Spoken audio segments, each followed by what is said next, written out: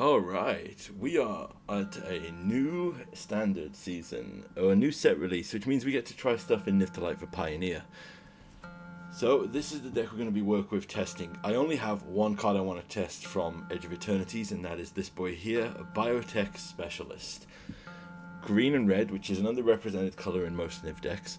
When it enters, we make a lander token, which is basically 2 mana, sack it, get a basic, and put it onto the battlefield tapped.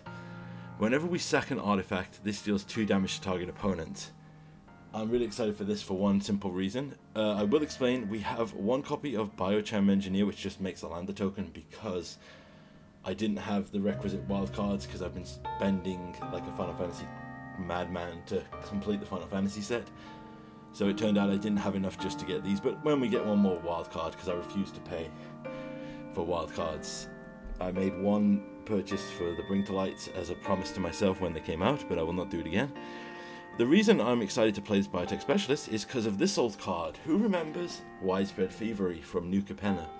Hideaway 5, and whenever we cast a multicolored spell, we create a treasure token. Then we may pay Wooburg to cast the exiled card without paying its mana cost.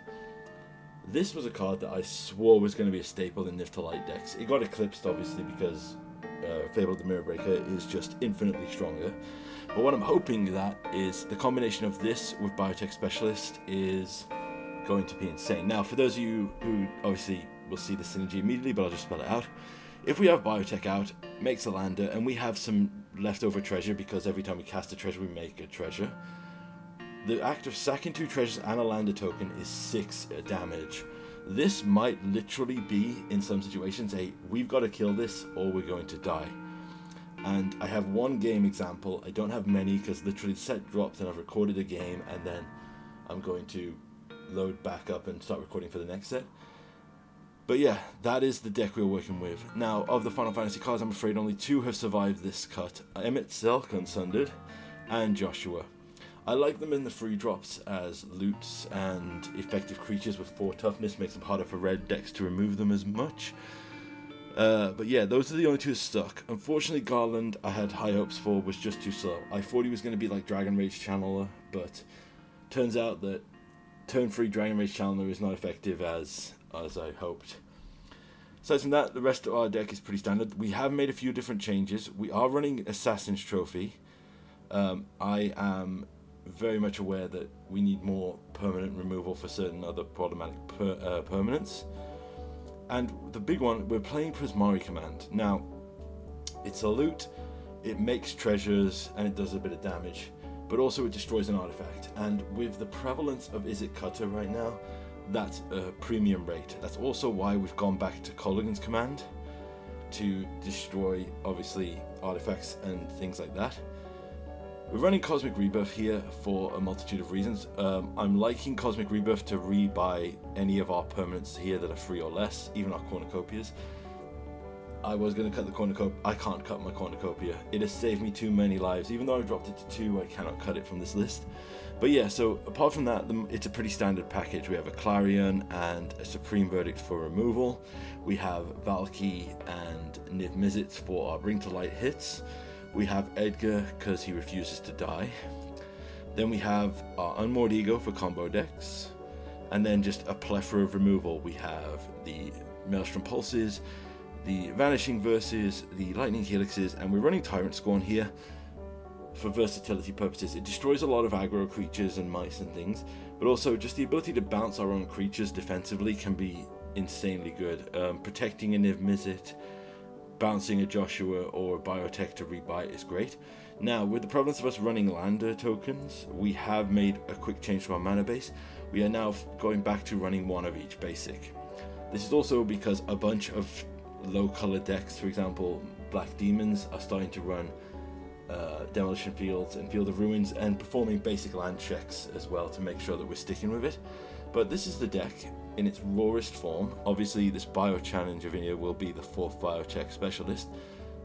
Sideboard wise, we haven't made adjustments. It's still Deafening Silence for Izzet. We have Fatal Pushes for Mono Red, Back to Nature for Overlords. We have Vetoes and Normalize for buy, and then we have 2 removal spells. Culling is more for the Cat's Oven combo, And the Supreme Verdict. Yeah, I'm probably gonna have to go up in cat oven stuff because I'm pretty sure this biotech specialist is gonna push cat oven over the top. Like Jund food will come back in a big way. Mark my words with this card. Let's see how it goes from there. All right, we are live with the new space set in Pioneer, and we're going to be trying out the Biomancer. So I'm keeping this because it's 5 colors.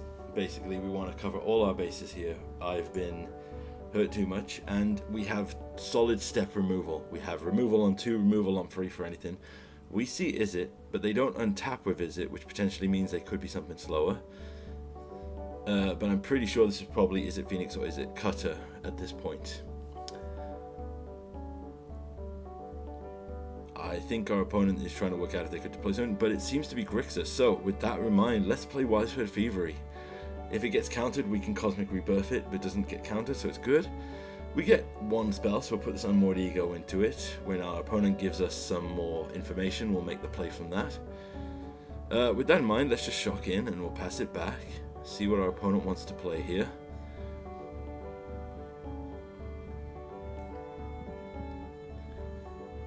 Right, they shock in, and on 4 they play Nicol Bolas, so this is Grixis mid-range / Grixis control. We'll discard this land and Cosmic Rebirth the land back to make a treasure. So we're up to 6 mana, nice. Biotech Specialist, let's flex. Okay, we play our Biotech Specialist, we'll then play our Maelstrom Pulse, sacrificing our treasure. Our opponent is on 18 here. Now just watch this, oh yeah, I forgot. Oh, he did. Now they are looking to remove this, but we can do some serious damage beforehand, even before they do that. Gotta remember, Prismari Command can aim damage anywhere, so yeah, just watch this coming up turn. Nicol Bolas God comes down, they're at 17. They down tick to do the damage to it, so we'll do 2 damage and make a treasure token, and we do the damage to them, which I think was a mistake, but watch this. So this triggers us. Try again. Now we can activate the Lander token, sacrificing that. We just did from 17 down to 3 in a single turn with this card on the battlefield. Like, I genuinely believe this could be terrifying. Right, let's use Assassin's Trophy. Oh, he did. And then we'll cast an Unmoored Ego and look at their deck while we're on. Casting the Unmoored Ego from the Widespread still makes another treasure token. So we literally, this is just Grixis mid-range, yep. Lots of good effective things. Let me just do a counter spell check. I did see a couple of counters there. Nothing too important with because I think it's Make Disappear, and look how much mana we have spare. We're pretty good here. They can stabilize with a Shieldred if they want to, but I think they make a mistake here, because I'm pretty sure they think the Yorion is in our hand here, because they play Nicol Bolas the Ravager to try and make us discard. Well, we get a board wipe. Try again. Save up treasure. They are dead here if we find another Biome Specialist, or a Helix, or a Bring to Light. There's so many outs dead here, but let's just see what they play here. They play a Shieldred, so we're going to start taking damage. We play another Prismari Command. I'm not going to play anything right now because I want to hold up the Prismari Command for an emergency loot if they do anything too crazy. They go up to 5. They go for the Thoughtseize. I'm going to leave both cards here because it's also a check. They might take Yorion if they don't have a creature kill, but Prismari Command does give us options. They take the Yorion, still on 3. They play a Corpse Appraiser, interesting. So they take away our Bio Specialist, and they get to look at the top 3 and put 1 into hand, but unfortunately this is not draw, so they don't gain anything.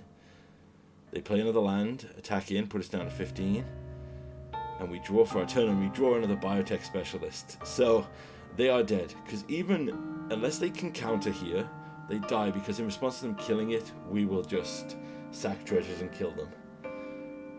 Wow, that was a great first match to show what I think this deck could do moving forward. Counters in. We'll take out 1 Taunt, and we'll take out the Prismari and a Clarion, because a bunch of their stuff doesn't die for the free damage.